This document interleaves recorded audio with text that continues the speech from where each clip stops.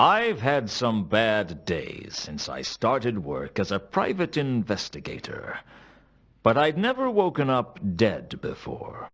It all started the week before, on a cold and wet Sectober day in Ankh-Morpork, the oldest and most depraved of all the cities on the Discworld.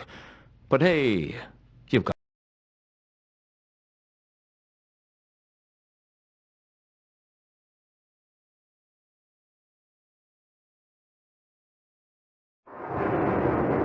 I'd been working as a PI for a little over a month, and business was slow. Hiring an investigator to look into your business requires trust, and the amount of trust in Ankh-Morpork wouldn't fill a cup. And it's a small cup I'm talking about. Sure, people trust that you don't get on the wrong side of the patrician. People trust that you don't walk into the shades alone. People trust that the Assassin's Guild will fulfill their contracts or double your money back.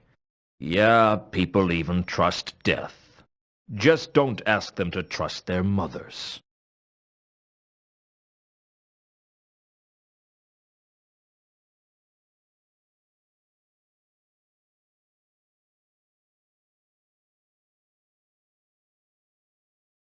Mr. Lewton?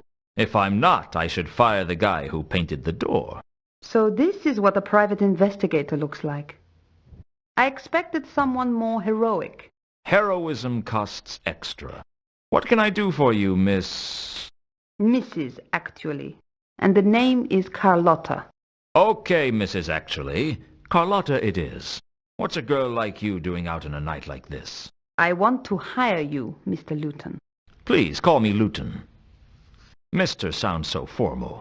How much do you charge for a simple investigation? I don't know. I've never had a simple investigation.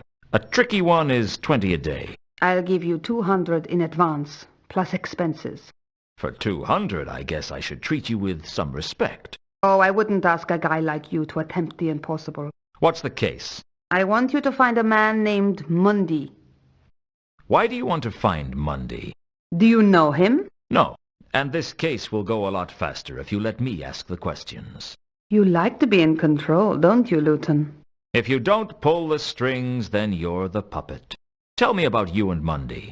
I've been a lonely woman, Lewton. You amaze me. You'd be surprised. Shocked, maybe, but not surprised. Mundy is my lover, Lewton. Or used to be.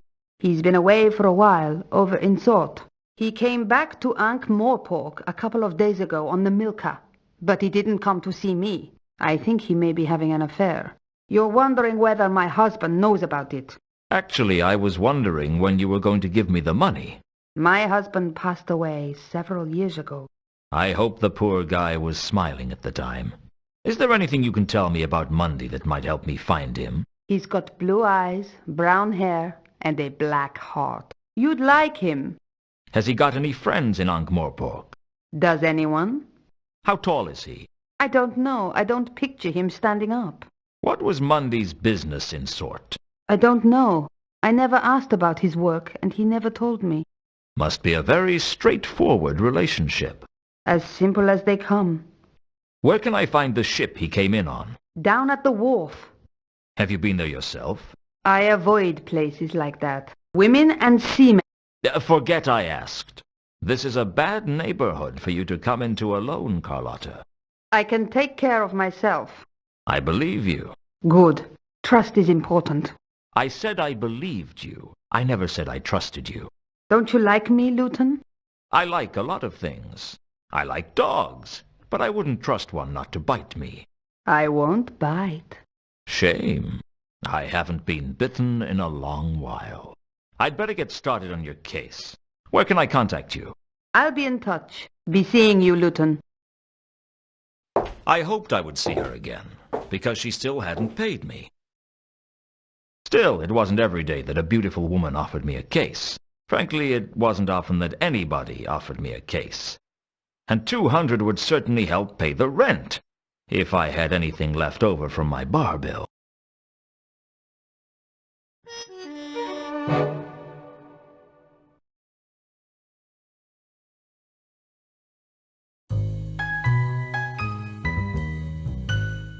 Sapient pearwood comes from a plant so magical that it is totally impervious to all forms of magic, and so valuable that thieves have cut each other's throats to own it.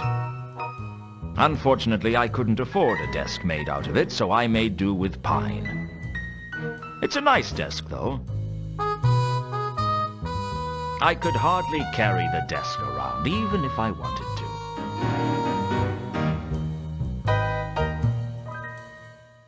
I had purchased a large indexed scroll rack to keep track of all the cases I was going to handle. The Mundy case made it 2. All I had to do was track down Mundy and tell Carlotta where he was.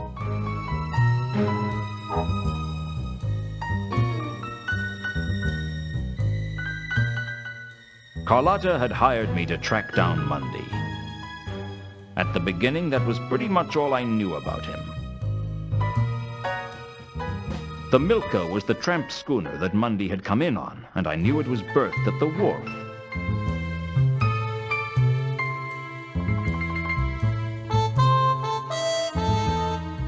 I'd purchased the imp-powered coffee bean machine from Cut-Me-Own-Throat Dibbler, the man whose name was the byword for quality. With CMOT Dibbler, you could say bye to quality. I'll say this for the ICBM. It made coffee strong enough to blow your head off. On the downside, the imp tended to use most of the beans to fuel its own addiction. Some days the poor thing was so jittery the coffee machine would vibrate off the shelf. Nothing like a cup of imp-made coffee to make me jittery and paranoid.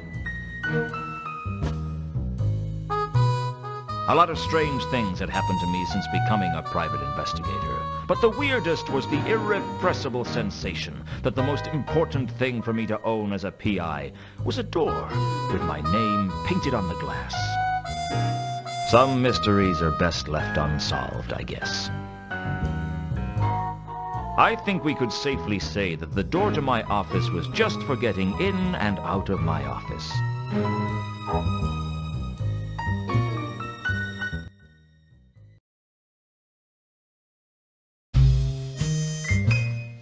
The wharf.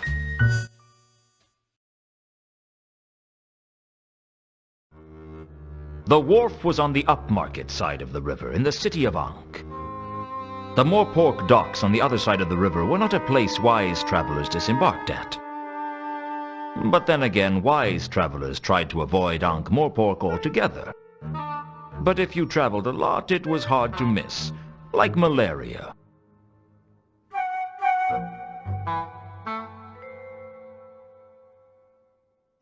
The Milka was a tramp schooner, one of the many ramshackle ships that plied their trade around the Circle Sea. From the looks of it, it should have sunk years ago. Even the rats thought twice before boarding it. The first mate didn't look particularly willing to let people aboard.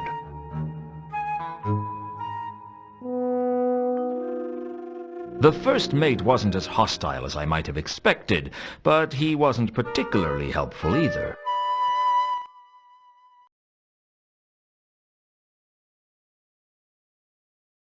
Are you the first mate? Arr! Shiver me timbers! Hoist the main brace! Let's start again. Are you the first mate? Hoy! That I be! You're not going to get any money off me, so you can drop the fake accent. Sorry. You know how it is. Some people are stupid enough to fall for that sort of thing. What can I do for you?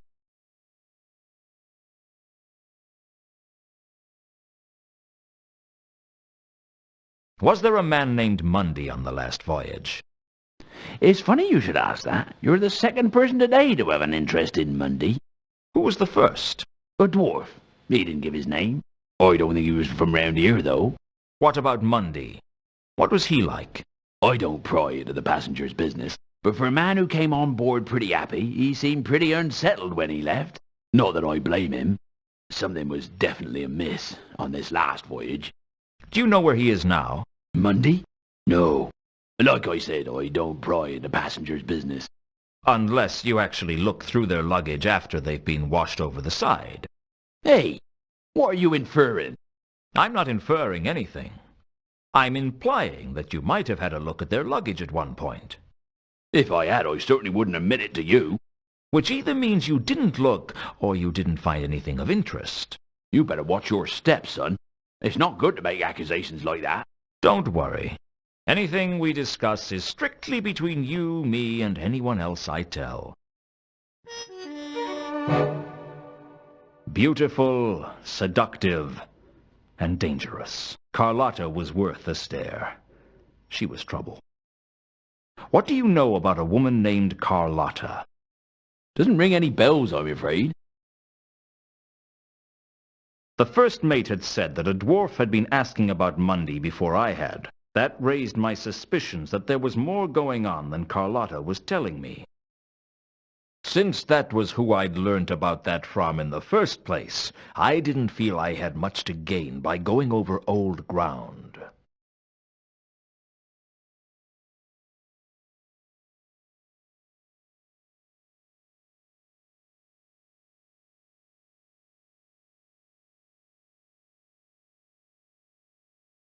This is the Milka, isn't it? That's what it says on the prow. It's impossible to read anything written on that hull. Just because you can't read it doesn't mean it isn't there. Reality is subjective, after all. Don't get all existential with me. It was more ontological than existential. That's a really bad habit you've got there. What? Oh, sorry. I picked up a bad case of philosophy in Ephoebe a couple of years ago, and I haven't been able to get rid of it since. Just can't seem to shake it off. Normal as anything one minute. Next moment I'm wondering if anything can truly be said to exist. A bit of a drawback when you're supposed to be navigating. Okay, assuming the existence of an objective shared universe, is this the Milka? Yes. Can I have a look on board? No. That better not be some kind of philosophical objection. No one gets on board without Captain Jenkins' permission. Where is the captain? I don't know. But you could try the Cafe Ankh. He usually goes there when he's in Ankh-Morpork. If it exists, of course.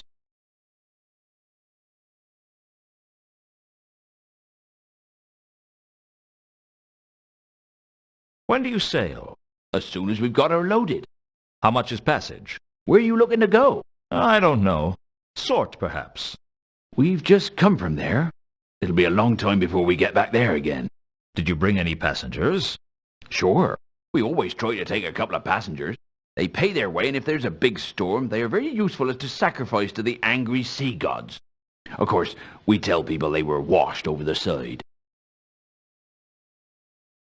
What were the passengers on the last voyage like? There were 3 of them. One of them seemed all right, but the other 2, I don't know about them. There was something strange about them. Do you sacrifice passengers often?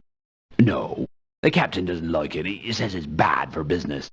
I said that we were advertising ourselves as offering an exciting tour of the Circle C, but he pointed out that most people would expect the tour to be above the water.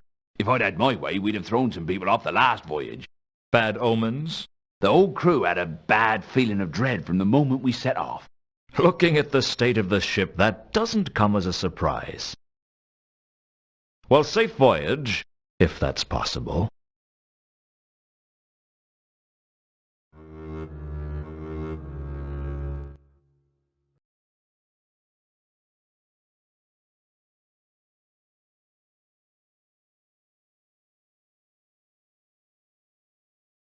The sailor was busy loading the ship, and I decided not to disturb him. Something told me I wasn't going to learn anything useful from the sailor. A crate. What more could I say? The crates on the wharf were built on a large frame, sturdy and thick. Oi! Get away from that! A lot like the sailor.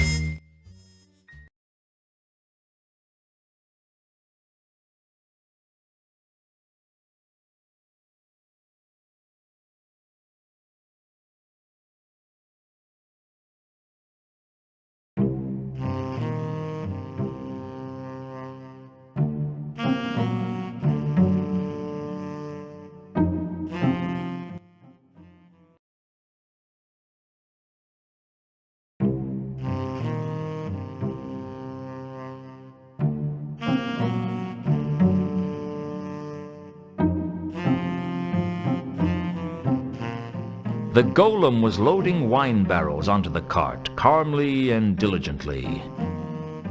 I would have pitied it, but there didn't seem much point. It was just magically animated clay.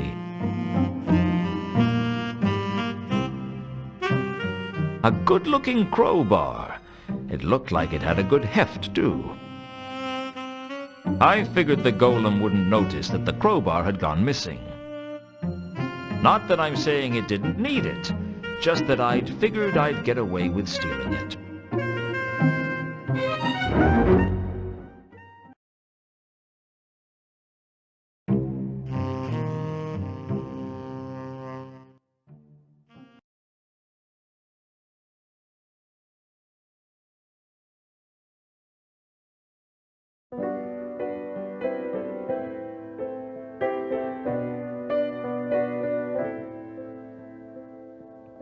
You can't recall if the whiskey knocked you flat, or if everything was a blur when you met her.